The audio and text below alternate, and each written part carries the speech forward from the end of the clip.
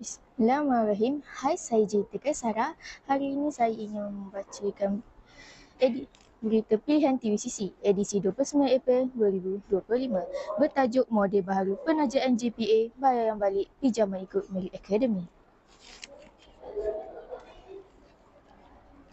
Kuala Lumpur, kerajaan memperkenalkan model baharu penajaan pendidikan Jabatan Perkhidmatan Awam JPA iaitu berasaskan Merit Academy bagi program latihan sebelum perkhidmatan LSP berkuat kuasa Jun ini.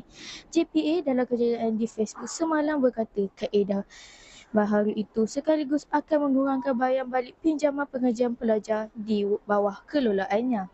Katanya, mengikut model baharu SSP itu, pinjaman boleh ubah PBU 2016 berasaskan merit tempat berkhidmat digantikan dengan pinjaman boleh ubah berasaskan merit akademi PBU Academy.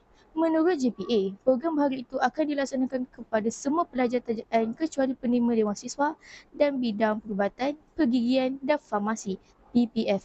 Sekian, terima kasih.